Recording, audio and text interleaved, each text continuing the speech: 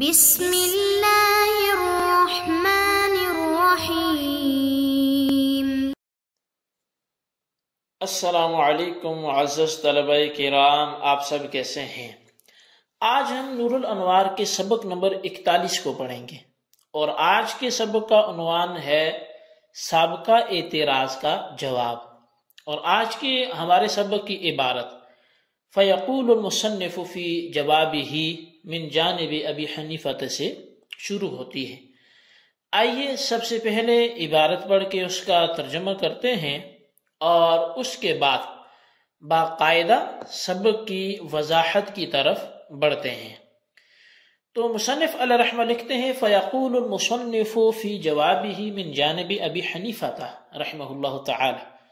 پس مصنف علیہ رحمہ امام اعظم ابو حنیفہ کی طرف سے جواب دیتے ہوئے کہتے ہیں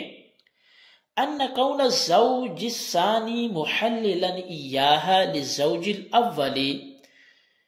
بے شک دوسرے زوج کا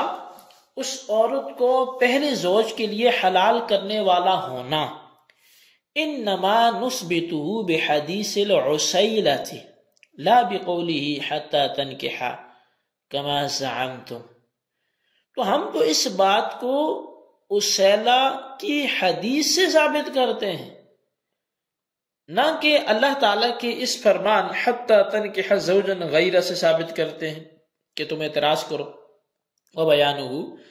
اس کا تفصیل اس کی یہ ہے کہ ان امرأۃ رفاعۃ جاءت الی الرسول علیہ السلام، کہ بے شک حضرت رفاعہ رضی اللہ عنہ کی زوجہ نبی علیہ السلام کی خدمت میں حاضر ہوئی۔ فقالت ان رفاعۃ طلقنی ثلاثا فنکحت بعبد الرحمن بن الزبیر، تو کہا کہ بے شک رفاعہ نے مجھے 3 طلاقیں دی ہیں، تو میں نے عبد الرحمن بن زبیر رضی اللہ تعالیٰ عنہ سے نکاح کر لیا ہے۔ فما وجدته الا كهدبة ثوبي هذا تعني وجدته عنينا، تو کہنے لگی کہ میں نے ان کو نہیں پایا مگر اس کپڑے کی جھالر کی طرح، تعنی وجدته عنینا، انہوں نے اس سے مراد یہ لیا کہ میں نے ان کو نامرد پایا۔ فقال علیہ السلام اتريدين ان تعودي الى رفاعۃ، تو نبی علیہ السلام نے فرمایا کہ کیا تو حضرت رفاع کے پاس واپس لوٹنا چاہتی ہے؟ قالت نعم، تو عرض کیا جی ہاں۔ فقال، فرمایا لا حتی تذوقی من عسیلته ویذوق هو من عسیلتک، فرمایا نہیں، اس وقت تک نہیں لوٹ سکتی یہاں تک کہ تو اپنے اس موجودہ شوہر کا شہد چکھ لے اور وہ تیرا شہد چکھ لے۔ فهذا الحدیث مسوق لبیان انه یشترط وطی الزوج الثانی ایضا، یہ حدیث اس لیے لائی گئی ہے کہ اس بات کو بیان کیا جائے کہ بے شک زوج ثانی کا وطی کرنا بھی شرط ہے۔ ولا یکفی مجرد النکاح کما یفہم من ظاہر الآیت، صرف نکاح کر لینا زوج غیر سے یعنی دوسرے کے کسی اور زوج سے، یہ کافی نہیں ہے نکاح کے پہلے سے حلال ہونے کے لیے، جیسا کہ آیت سے یہی ظاہر ہے۔ وَهَذَا حَدِيثٌ مَشْهُورٌ قَبِلَهُ الشَّافِعِيُّ أَيْضًا لِأَجْلِ اشْتِرَاطِ الْوَطْءِ، اور یہ حدیث مشہور ہے، حدیث مشہور ہے، اور اس کے امام شافعی نے بھی وطی کو شرط قرار دینے کے لیے شرط قبول کیا ہے۔ وَزِيَادَةُ بِمِثْلِهِ عَلَى الْكِتَابِ جَائِزٌ بِالْاتِّفَاقِ، اور اس مثل یعنی اس جیسی حدیث سے کتاب اللہ پر جو زیادتی ہے وہ بالاتفاق جائز ہے۔ وهذا الحديث كما انه يدل على اشتراط الوطء بعبارة النص فكذا يدل على محللية الزوج الثاني بإشارة النص، اور یہ حدیث جیسا کہ اشتراط وطی پر عبارت النص کے ذریعے دلالت کرتی ہے وطی کو شرط قرار دینے پر، تو ایسے ہی یہ دوسرے زوج کے پہلے زوج کے لیے اس عورت کو حلال کرنے پر اشارت النص سے دلالت کر رہی ہے۔ وَذَلِكَ لِأَنَّهُ علیہ السلام قَالَ لَهَا تُرِيدِينَ أَن تَعُودِي إِلَى رِفَاعَةَ، اور یہ اس وجہ سے کہ بے شک نبی علیہ السلام نے حضرت عسیلہ سے کیا کہا کہ کیا تو چاہتی ہے کہ تو رفاع کی طرف لوٹ جائے؟ وَلَمْ يَقُلْ تُرِيدِينَ أَن تَنْتَهِي حُرْمَتُكِ، اور یہ نہیں فرمایا کہ کیا تو اپنی حرمت کی انتہا کرنا چاہتی ہے، اس کو ختم کرنا چاہتی ہے۔ وَالْعَوْدُ هُوَ الرُّجُوعُ إِلَى الْحَالَةِ الْأُولَى، اور جو لوٹنا ہوتا ہے نا، یہ پہلی حالت کی طرف لوٹنا ہوتا ہے، عود اس کو بولتے ہیں۔ وفی الحالۃ الاولی کان الحل ثابتا لها، اور پہلی حالت میں چونکہ حلت ان کے لیے اس کے لیے ثابت تھی۔ فاذا عادت الحالۃ الاولی عاد الحل، پس جب پہلی حالت لوٹ آئی تو حلت بھی لوٹ آئی۔ وتجدد باستقلالہ، اور اپنے مستقل ہونے کی وجہ سے وہ جدید ہوگی۔ وَإِذَا ثَبَتَ بِهَذَا النَّصِّ الْحِلُّ فِيمَا عَدَمَ فِيهِ الْحِلُّ، پس جب نص کی وجہ سے اس چیز میں بھی حلت ثابت ہوگی جس میں علت معدوم ہوگی تھی، وَهُوَ طَلَقَاتُ الثَّلَاثُ مطلقاً، وہ مطلقاً 3 طلاقیں ہیں، فَفِيمَا كَانَ الْحِلُّ نَاقِصًا فَهُوَ مَا دُونَ الثَّلَاثِ أَوْلَى، تو پس جس چیز میں حلت ناقص ہوگی تھی اس میں تو بدرجہ اولا ثابت ہوگی۔ وہاں بدرجہ اولا یہ ہے کہ یکون زوج ثانی متمما للحل الناقص بطریق الاکمل، کہ جو زوج ثانی ہے وہ اس ناقص حلت کو کامل طریقے سے مکمل کرنے والا ہو، یہ تو وہاں بدرجہ اولا ثابت ہوگا۔ جی طلبہ کرام، یہ ہمارے آج کے سبق کی عبارت اور اس کا ترجمہ تھا۔ اب آئیے اس کی وضاحت کی طرف بڑھتے ہیں۔ ماتن نے شیخین کی طرف سے جواب دیتے ہوئے فرمایا کہ ہم زوج اول کے لیے زوج ثانی کے محلل ہونے کو حدیث عسیلہ سے ثابت کرتے ہیں، ہم اللہ تعالیٰ کے فرمان حتی تنکح زوجن سے اس کو ثابت نہیں کرتے، اور آپ کے اعتراض اس وقت واقع ہوتا ہے جب کہ حتی تنکح سے زوج ثانی کے محلل ہونے کو ثابت کیا جائے۔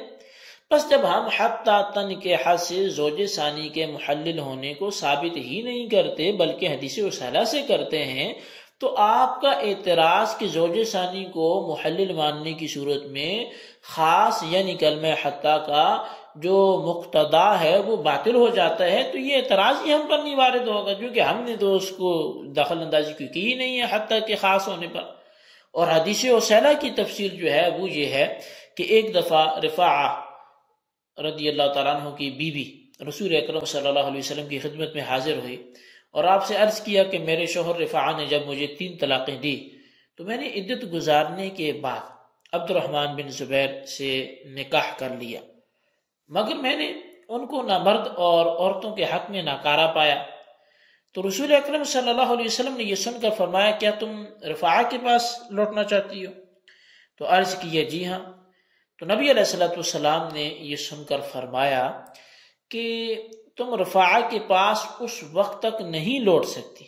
جب تک کہ تم عبد الرحمن کا تھوڑا سا ذائقہ نہ چکھ لو اور وہ تمہارا ذائقہ نہ چکھ لے، یعنی اس سے مراد یہ کہ جماع کی لذت اور حلاوت حاصل جب تک نہ کر لو تو یہ نہیں ہو سکتا۔ یہ حدیث اس بات کو بیان کرنے کے لیے لائی گئی ہے کہ حلالہ کے لیے زوج ثانی کا وطی کرنا شرط ہے، اور محض نکاح جیسا کہ ظاہر آیت سے یہی مفہوم ہوتا ہے حتی تنکح زوجن غیرہ سے، تو صرف نکاح کافی نہیں ہے۔ اور یہ حدیث چونکہ مشہور ہے،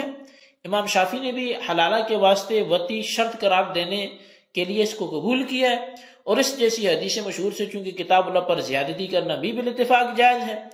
یہ حدیث جس طرح عبارت النص سے حلالہ کے لیے وطی شرط ہونے پر دلالت کرتی ہے، اسی طرح اشارت النص سے زوج ثانی کے محلل ہونے پر بھی دلالت کرتی ہے،